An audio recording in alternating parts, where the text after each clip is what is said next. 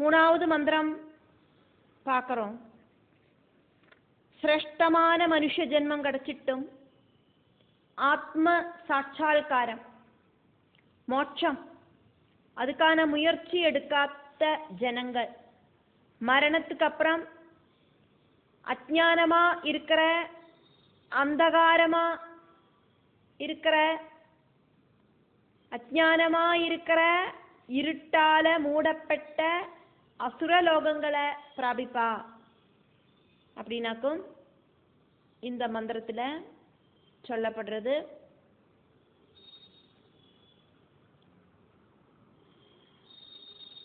கர்மபலன் அப்படிங்கிறது அனுபவிக்கிறதுக்கான அவஸ்தை ஆனதால பல பல ஜென்மங்களை எடுக்கிறோமே அதே ஆக்கும். இந்த மந்திரத்துல லோகங்கள் அப்படின்னு சொல்லப்படுறது. லோகாஹா கர்மஃபலானி லோக்யந்தே திருஷ்யந்தே புஜ்யந்தே இதி ஜென்மானி. அசுரர்களோடு ஜென்மங்களை அசுர லோகங்கள் அப்படின்னு சொல்லப்படுறது.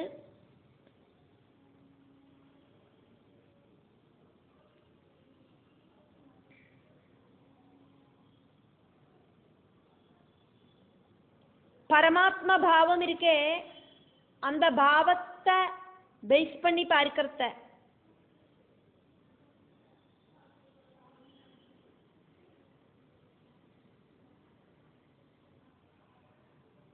தேவர்களும் கிட்டத்தட்ட அசுரர்கள் மாதிரிதான். அது வேணும் இது வேணும் அப்படிங்கிற விஷயாசக்தினால மறுபடியும் மறுபடியும் ஜனிக்கிறதுக்கு காரணமா இருக்கிற அந்த அட்டாச்மெண்ட் புனரபி ஜனனம் புனரபி மரணம் அப்படிங்கிற புனராவர்த்திக்கு காரணமாயிருக்கிற ஜென்மமாக்கும்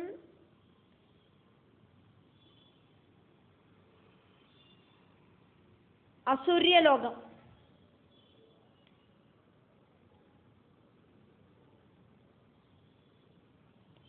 புத்தி இருக்கிற மனுஷா மோட்ச சித்திக்காயிட்டு புத்தியோடு கூடிட்டு பிரவர்த்திக்காதக்கு விஷயாசக்தியில முழுகி மறுபடியும் மறுபடியும்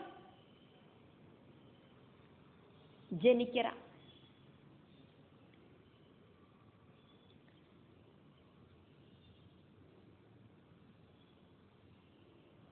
ஆசுர ஜென்மத்தை பிராபிக்கிற புத்தி இல்லாதவா ஜென்மந்தோறும் பகவானை பிராபிக்காதக்கு அதோகதிக்கு போயிட்டு இருக்கான்.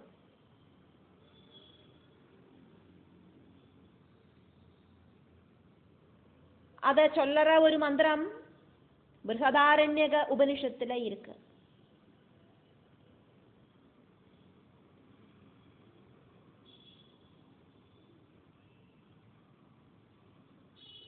இப்படி ஒன்னாவது மந்திரத்துல ஞான நிஷ்டை, ரெண்டாவது மந்திரத்துல கர்மயோக நிஷ்டை, மூணாவது மந்திரத்துல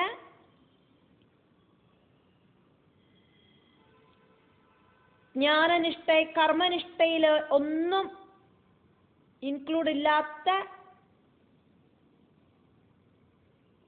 ആസുരി വൃത്തിയെ ചൊല്ലിണ്ട് இங்க இந்த உபனிஷத்துல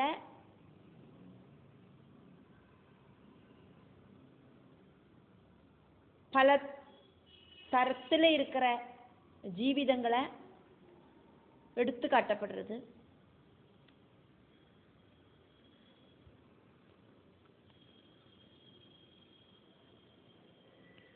பிரகிருதி அப்படிங்கிற காரியம் வழி பரபிரம்மம் அப்படிங்கிற காரணத்தை தெரிஞ்சுக்கிறதுக்கு புத்தி இருக்கிறவனாக்கும் மனுஷன். எல்லா உயிரினங்களுக்கும் மனுஷனுக்கும் இருக்கிற வித்தியாசம் அப்படிங்கிறது புத்தி சக்தியாக்கும். எல்லாரும் சுகத்தை தேடியாக்கும் நடக்கிறா.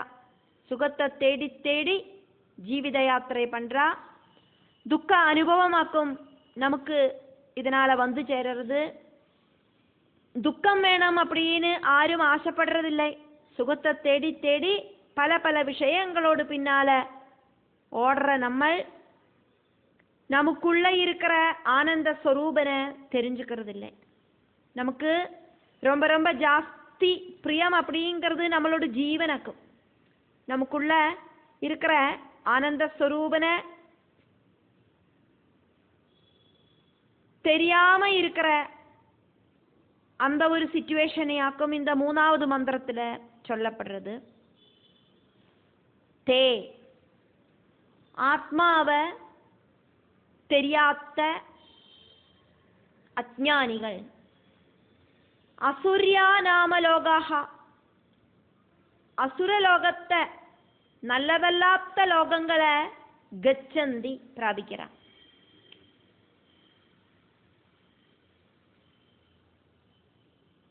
அசூஜனன பிராணன்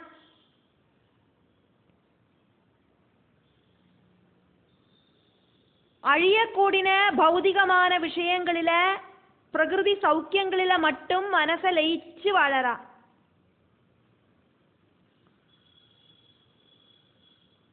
டெம்பரரியான அழியக்கூடின விஷயங்களில அட்டாச்மெண்ட் ஜாஸ்தி இருக்கிறவாளாக்கும் அவளுக்கு சொல்லுற பேராக்கும் அசுரன். சாப்பிடுறோம், சுக சௌகரியங்களுக்காயிட்டு பிரவர்த்திக்கிறோம், ശരീര സുഖ താല്പര്യങ്ങൾക്കായിട്ട് മൈഥുനത്തിൽ ഏർപ്പെടവും ചെയ്യറ. சத் சிந்தனை அப்படிங்கிறத அவளுக்கு வரவே மாட்டேங்கிறது. பகவானோட அந்த தத்துவத்தை தெரிஞ்சுக்கணும்னு அவ முயற்சி பண்றதே இல்லை. அசூர்யா நாமலோகா பிரகிருதி சுகம் மட்டும் ஆசைப்படுறவாளோட உலகத்துக்கு சிரேஷ்டமான மனுஷ ஜென்மம் கிடைச்சிட்டும் ஆத்ம மோட்சத்துக்காக சிரமிக்காம இருக்கிற அவளுக்கு ஆஃப்டர் டெத் அஜானத்தால மூடப்பட்ட இந்த பூமி அப்படிங்கிற உலகத்திலேயே அவ மறுபடியும் வந்து சேரறா. அசுரலோகம் என்னவாக்கும் அப்படின்னு சொல்லப்படுறது? அந்தேன தமசா ஆவிருதாக அஜானமாயிருக்கிற இருட்டுனால மூடப்பட்ட லோகம்.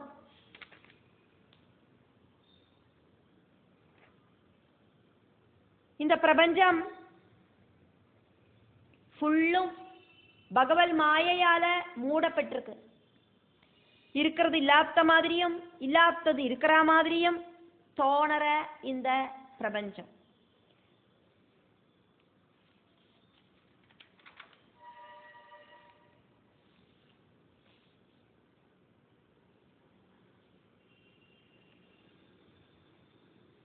பணத்துக்கும் பதவிக்குமாயிட்டு பரஸ்பரம்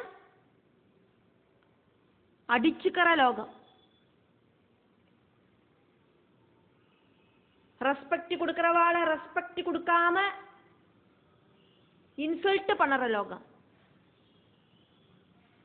சொத்து காரணமாயிட்டு சண்டை கூடுற உலகம். இதெல்லாம் நடக்கிறது இந்த பூமியிலே ஆக்குமே. பூமியில நல்லவாளோடு நடுவுல இந்த மாதிரி இருக்கிற துஷ்டர்களும் இருக்கா. அப்படியே ஆக்குமானா நரகവും சொர்க்கവും பூமியில தானே இருக்கு. பூமியில நன்மை இல்லாதவாளோடு இடையில போய் பகவானை கூப்பிடாதவா ஜெனிப்பா. அப்படி இல்லைன்னா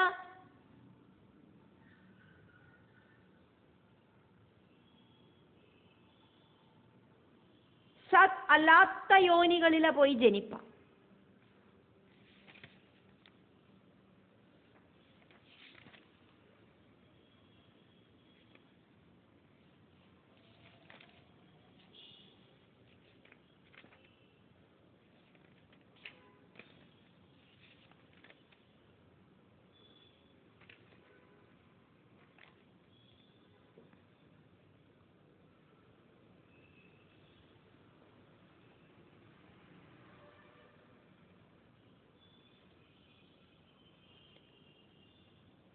அப்படி பல பல ஆக்கிரகங்களுக்காயிட்டு ஓடி நடக்கிற நமக்குள்ள இருக்கிற ஆத்மாவை தெரிஞ்சுக்கணும் அப்படிங்கிற நினைப்பு கூட இல்லாம ஓடி நடந்து வாழற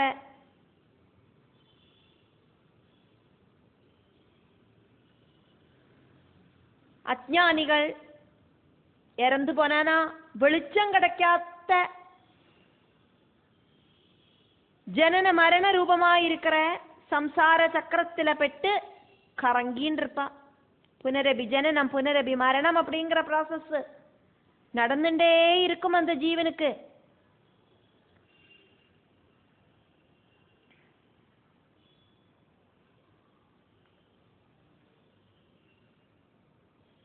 லோக்கியந்தே திருஷ்யந்தே இது லோகாஹா. கண்களால காணப்படுறதும் இந்திரியங்களால அனுபவிக்கப்படுறதும் திருஷ்யந்தே லோக்கியந்தே இது லோகாஹா. கண்களால காணப்படுறது அதாக்கும் திருஷ்யந்தே, இந்திரியங்களால அனுபவிக்கப்படுறது லோக்கியந்தே. இதெல்லாமாக்கும் லோகம் அப்படிங்கிறதுக்கு அர்த்தம். இந்திரியங்களால தெரிஞ்சுக்க முடியற அனுபவங்களாக்கும் நம்மளோட லோகம். ஓரோருத்தரோடும் அனுபவங்கள் பலவிதமாக்கும்.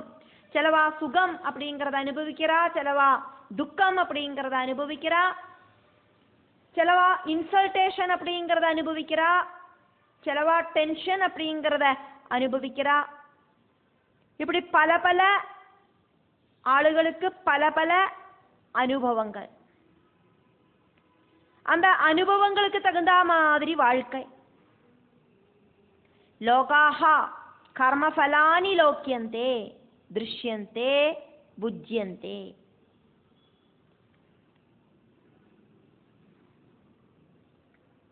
இப்படி அனுபவங்களுக்கு தகுந்த மாதிரி அவ கர்ம பலன்களை அனுபவிக்கிறா. அவ செஞ்ச கர்மங்களுக்கு தகுந்த மாதிரியான அனுபவங்கள் அவளுக்கு கிடைக்கிறது.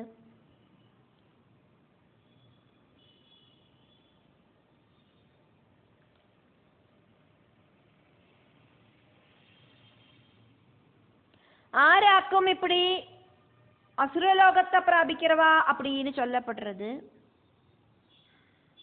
பிரேத்யா அபிகச்சந்தி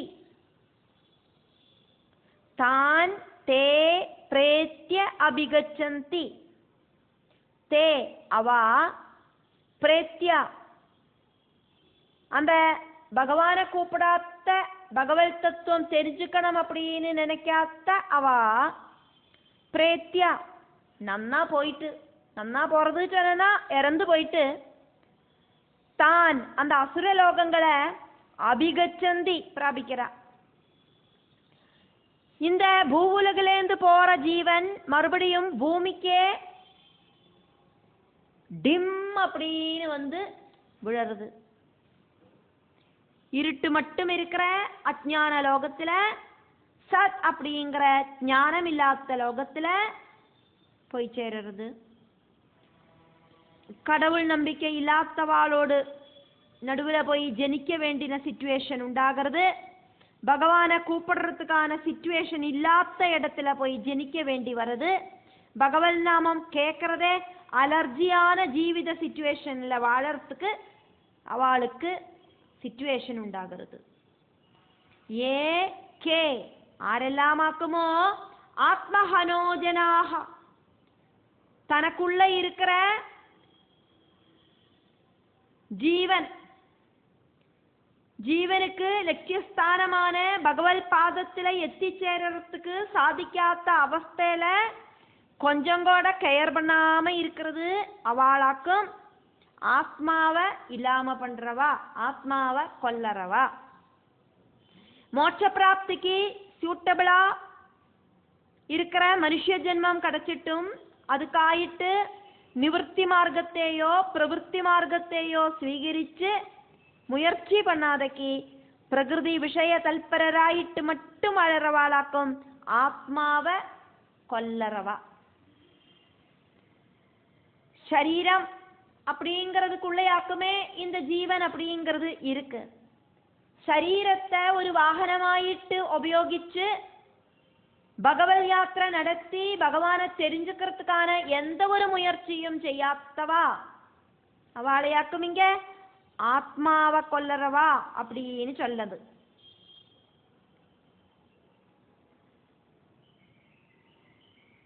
அஜ்ஞானம் அப்படிங்கிற கவர் உபயோகிச்சு நமக்கு உள்ள இருக்கிற ஜீவனை மறைக்கப்பட்டு நம்மளோட உள்ள இருக்கிற பரமாத்ம சைதன்யத்தை அதனாலேயே தெரிஞ்சுக்கிறது இல்லை. நான் வேற, இந்த பிரபஞ்சம் வேற, ஈஸ்வரன் வேற அப்படிங்கிற சிந்தனையில வாழறோம். நமக்குள்ள இருக்கிற நம்மளோட ஆத்மாவை தெரிஞ்சுக்கிறதுக்கான முயற்சி எடுக்காதவாளையாக்கும் இங்க ஆத்மாவை கொல்லறவன் அப்படின்னு சொல்லுறது. ரெஸ்பெக்ட் செய்யப்படேண்ட ஒரு விஷயத்தை அவாய்டு செய்யறது அப்படின்னா அதை கொல்லறதுக்கு ஈக்குவல் ஆக்கும். வாழ்ந்துருக்கிற ரெஸ்பெக்ட் செய்யப்படேண்ட ஒருத்தரை ரெஸ்பெக்ட் செய்யாம இருக்கிறதும் இன்சல்ட் செய்யறதும் அந்த பர்சனை கொல்லறதுக்கு ஈக்குவல் ஆக்கும்.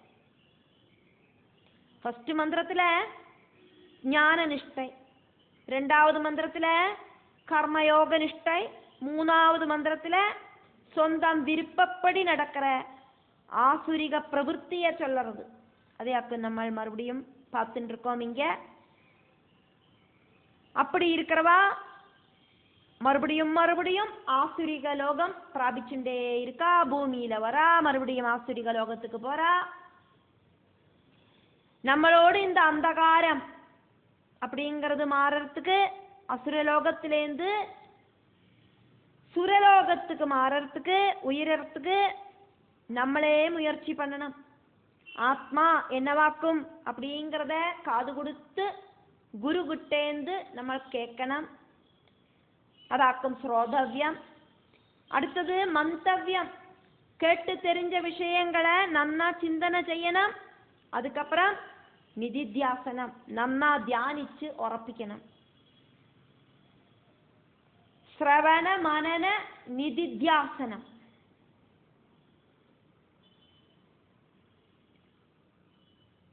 இது வழியா மட்டும்தான் நமக்கு இந்த அசுரலோகத்திலிருந்து தப்பிச்சுக்கிறதுக்கு சாதிக்கும். நமக்கு நாமே பணிவது நாகம், நமக்கு நாமே பணிவது சொர்க்கம். நமக்கு நாமே பணிவது நரகம், நமக்கு நாமே பணிவது சொர்க்கம். நமக்கு நாமே சத்ருவும் ஆகலாம், நமக்கு நாமே மித்ரவும் ஆகலாம். பகவான் கிட்ட அட்டாச்மெண்ட் இல்லாம இந்த பிரகிருதி விஷயங்களில அட்டாச்மெண்ட் ஆனா நமக்கு நாமே சத்ரு. பிரகிருதி விஷயங்களிலிருந்து மெல்ல மெல்ல நகர்ந்து பகவானில நம்ம மனசை கொண்டு சேர்த்தானா நமக்கு நாமே மித்ரம். நம்மளோடு ஜென்ம ஜென்மாந்தரங்களா இருக்கிற ஜனனத்துக்கு நம்மள்தான் காரணம், அடுத்தவா கிடையாது. ஆத்மாவை தெரிஞ்சுட்டானா அந்தகாரமா இருக்கிற சம்சார சக்கரத்துல, சம்சார சக்கரம் அப்படிங்கிற படுகுழியில விழமாட்டோம். தமிழ்ல சம்சாரம் அப்படின்னாக்கா மனைவி அப்படின்னு அர்த்தம். இங்க மந்திரங்களில சான்ஸ்கிரிட் வேர்டுகளாக்கும் சொல்லப்படுறது. அப்ப சம்சாரம் அப்படின்னாக்கா பிரகிருதி அப்படின்னு அர்த்தம்.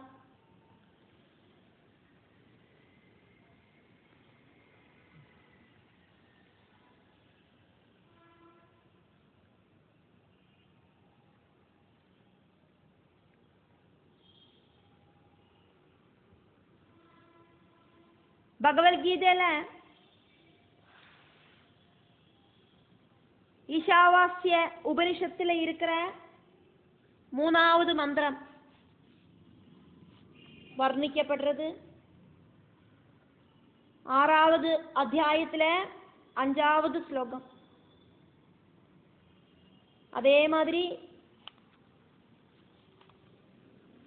16வது அத்தியாயத்துல 16, 19, 20 ஸ்லோகங்கள் வழி இது வர்ணிக்கப்படுறது.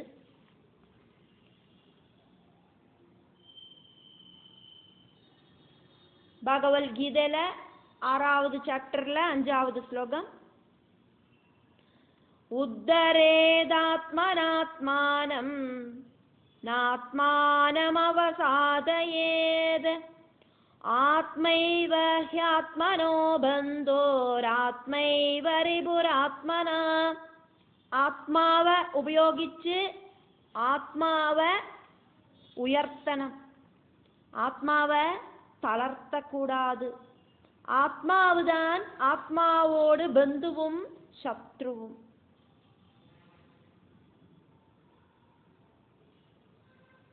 இங்க 2 இடத்துல ஆத்மாவை சொல்லப்பட்டிருக்கு. ഒന്ന് സൂക്ഷ്മ ശരീരവുമായിട്ട് കെട്ടുപണഞ്ഞു കിടக்கிற ஜீவாத்மா, இன்னொன்னு பிரம்மத்தோடு பிரதிபிம்பமாயிருக்கிற கூடஸ்தனாயிருக்கிற அந்த பரபிரம்மம். 16வது ஸ்லோகத்துல 16வது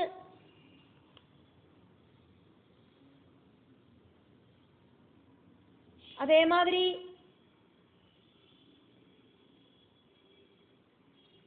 19வது 20வது மந்திரங்கள் எல்லாம் ஸ்லோகங்கள் எல்லாம் இதைத்தான் சொல்றது.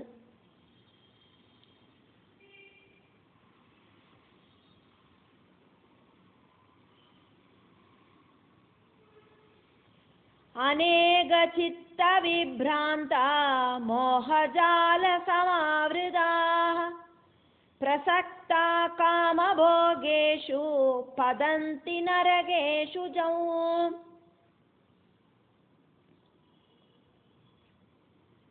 അറിവില്ലായ്മ കാരണമായിട്ട് ബോധം നശിച്ച് പല വിഷയങ്ങളിലെ മനസ്സ്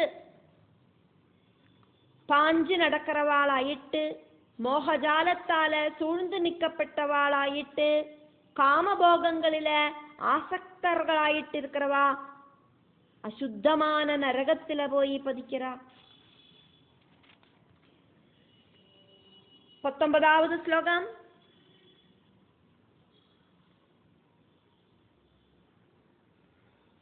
தானஹம் திஷத க்ரூரான் சம்சாரேஷு நராதமான் க்ஷிபாம்யஜஸ்ரமசுபான் ஆசுரீஷ்வேவ யோனிஷு. ദ്വേഷിக்கிறவாளும், ക്രൂരர்களாயிருக்கிறவாளும், அசுப வேலைகளை செய்யறவாளும், கெட்டவாளுமாயிருக்கிற அவளை நான் இந்த பிரகிருதியில இருக்கிற அசுர யோனிகளில மறுபடியும் மறுபடியும் விழ வைக்கிறேன். 20வது ஸ்லோகம். ஆசுரீம் யோனிமாவன்ன மூடா ஜன்மனி ஜன்மனி மாமப்ராப்யைவ கௌந்தேய ததோ யாந்த்யதமாம் கதீம். அர்ஜுனா அப்படின்னு கூப்பிட்டு பகவான் சொல்றார், அசுரயோனிய பிராபிச்ச ஞானமில்லாதவா என்ன பிராபிக்காதக்கு ஜென்ம ஜென்மங்களாயிட்டு அதமமான கதியை பிராபிக்கிறா. அவளுக்கு மறுபடியும் மறுபடியும் புனரபி ஜனனம் புனரபி மரணம் அப்படிங்கிற ப்ராசஸ் உண்டாயிண்டே இருக்கு.